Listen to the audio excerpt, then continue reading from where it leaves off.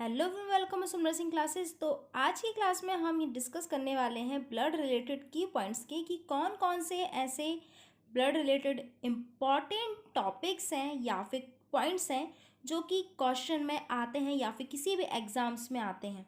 तो आज की क्लास में हम यहाँ पर देखेंगे कि बहुत ही इम्पॉर्टेंट जो कि हैं, जो हर एग्ज़ाम में स्टाफ नर्स हो गया, जो भी कॉम्पिटिटिव एग्ज़ाम्स होते हैं, ये छोटी छोटी सी चीज़ें पूछ ली जाती हैं। तो फर्स्ट है blood is a connective tissue. ठीक है, कभी कभी ऑप्शन में आ जाता है कनेक्टिव टिश्यू या फिर एपिथेलियल टिश्यू या फिर उसमें फ्लूइड लिखा आ जाता है, तो अक्सर फ्लूइड भी ऐड कर देते हैं, लेकिन यहाँ पर क्या होगा, राइट आंसर कनेक्टिव टिश्यू। तो क्वेश्चन किसी भी तरह से घुमाकर दे दिया जाता है, तो हमें मेन टॉपिक पता होना चाहिए, मेन आंसर पता होना चाहिए। क्वेश्चन कहीं से भी घुमा के दे दिया जाए हमें प्रॉब्लम बिल्कुल भी नहीं होगी, इसलिए बिना कंफ्यूज किए हुए हम यहाँ पर की पॉइंट्स लेके आए हैं। तो blood is a connective tissue.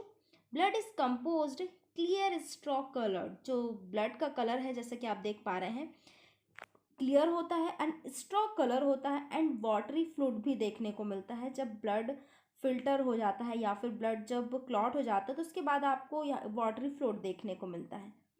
तो blood is composed clear straw colour and watery fluid. Next देखेंगे, blood volume is newborn in 18 ml per KG body wait.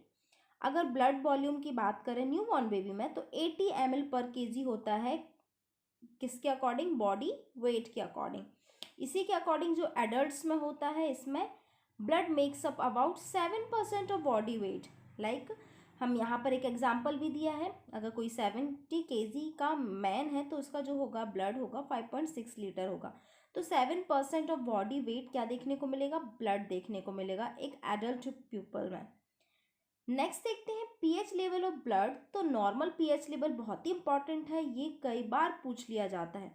तो normal pH level in 7.35 to 7.45, और इसे हम ये भी बोल सकते हैं कि एल्कलाइन होता है। देखिए कई बार ये भी पूछ लिया जाता है कि ब्लड एल्कलाइन होता है एसिडिक होता है, तो हमें आंसर देना है एल्कलाइन, क्योंकि देखिए 7.35 है तो ये क्या हो जाएगा, हमारा एल्कलाइन में आ जाएगा। The most evident clotting factor is, क्या है, जो क्लॉटिंग फैक्टर के लिए मोस्ट इम्पॉर्टेंट फैक्टर्स कौन सा है, तो ये कौन सा है, फाइब्रोनियोजन। तो ये फर्स्ट क्लॉटिंग फैक्टर है। ये जो हमारे क्लॉटिंग फैक्टर्स के लिए हेल्पफुल होता है, ब्लड में जो प्रोटीन प्रेजेंट होता है जो कि क्लॉटिंग के लिए हेल्पफुल होता है, तो ये प्रोटीन के अंदर आते हैं। तो फाइब्रोनोजन प्रोटीन होता है जो कि क्लॉटिंग फैक्टर्स के लिए बहुत ही इंपॉर्टेंट होता है। Next one is blood help to maintain homeostasis. Blood का काम बहुत ही इंपॉर्टेंट है, हीमोस्टेसिस बना के रखता है, लाइक हमारे बॉडी को मेंटेन करके रखता है, टेम्परेचर को मेंटेन करके रखता है। तो यहाँ पर बोल सकते हैं कि blood help to maintain homeostasis, बहुत ही इंपॉर्टेंट है। नेक्स्ट है कंपोजिशन ऑफ ब्लड। देखिए कंपोजिशन ऑफ ब्लड ये भी पूछ लिया जाता है कि प्लाज्मा लेवल हमारे ब्लड में कितना होता है, WBC प्लेटलेट्स कितने होते हैं एंड RBCs कितने होते हैं। तो कंपोजिशन की बात करते हैं तो प्लाज्मा जो हमें देखने को मिलता है 55%, WBC एंड प्लेटलेट्स कितना होता है 4%, एंड RBC जो हमें देखने को मिलता है 41%। तो सबसे ज़्यादा जो ब्लड में देखने को मिलता है हमें क्या, प्लाज्मा देखने को मिलता है। तो ये हमारे कंपोजिशन हो जाते हैं। तो आप यहाँ पर पिक्चर्स में भी देख पाते हैं प्लाज्मा, देखिए जो ब्लड क्लॉट होने के बाद हमें ऊपर देखने को मिलता है, ये हमें हल्का सा देखने को मिल रहा है, ये वाटरी होता है, ये हमें प्लाज्मा देखने को मिलेगा। प्लेटलेट्स भी होंगी और जो कि रेड ब्लड्स, तो प्लेटलेट्स के कारण ही ब्लड क्लॉट होता है। Next one is blood group in human body. बहुत ही इंपॉर्टेंट है कि कितने ब्लड ग्रुप होते हैं। तो मैन जो ब्लड ग्रुप होते हैं 4 टाइप्स के होते हैं, 4 blood group in human body, group A, group B, group A B and group O.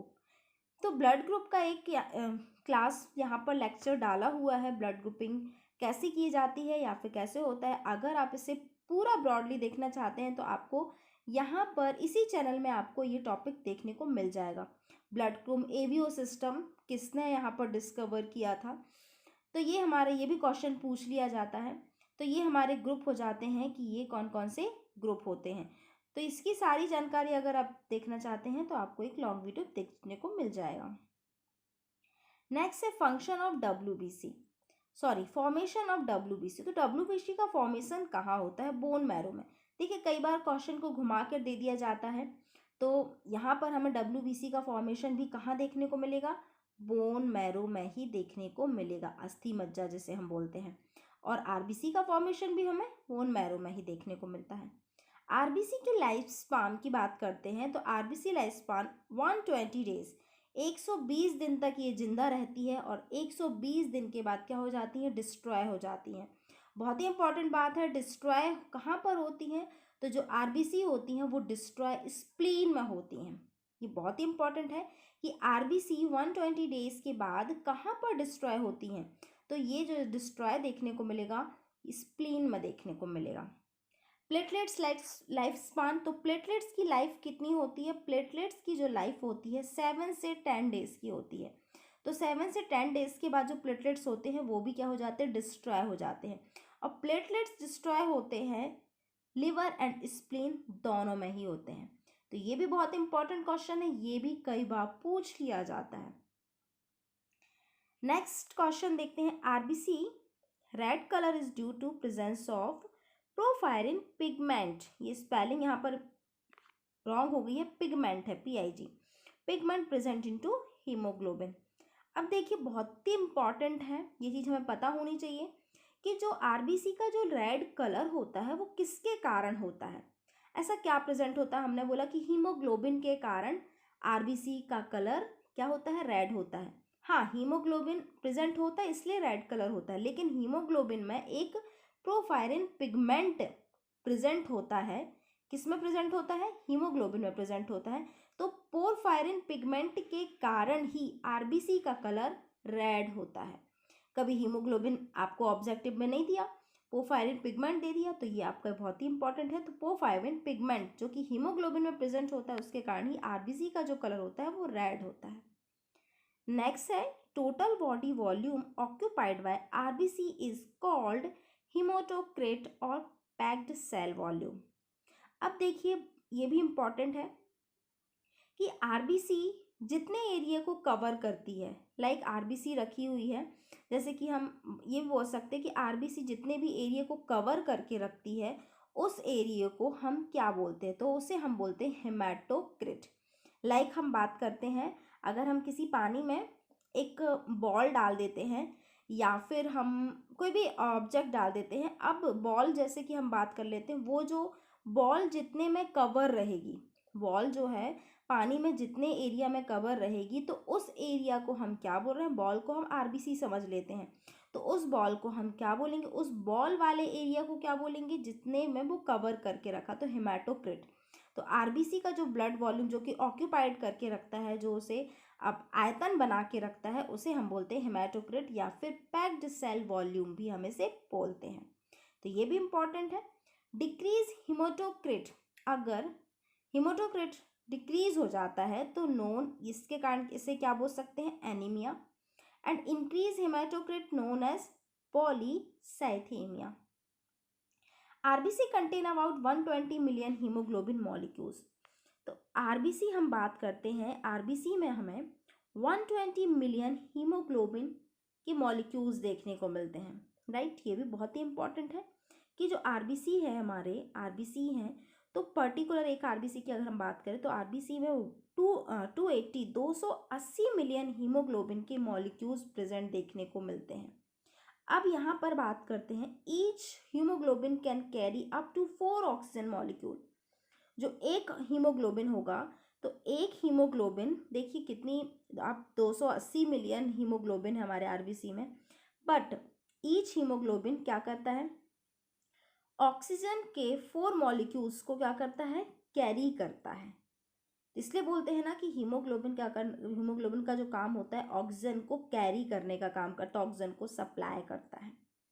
And 1 molecules of haemoglobin is made up 4 molecules of iron, porphyrin pigment protein and globulin.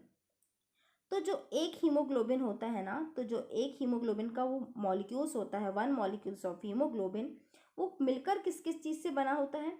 4 iron, जो हमारे iron होते हैं, 4 molecules of iron के, porphyrin pigment भी present होता है उसमें, इसके अलावा ग्लोबिन, अब ग्लोबिन में 2 अल्फा एंड 2 बीटा एडल्ट्स में प्रेजेंट होते हैं और 2 अल्फा एंड 2 गामा फीटस में देखने को मिलते हैं। फीटस जो कि बेबी, जो बेबी पेट के अंदर है उसे हम बोलते हैं। तो फीटस में क्या होगा, 2 अल्फा एंड 2 गामा होगा।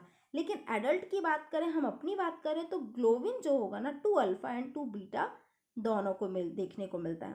तो ये भी बहुत इंपॉर्टेंट है कि एक हीमोग्लोबिन के मॉलिक्यूल्स में, या फिर एक हीमोग्लोबिन का मॉलिक्यूल है जो हीमोग्लोबिन है किस किस से मिलके बना है।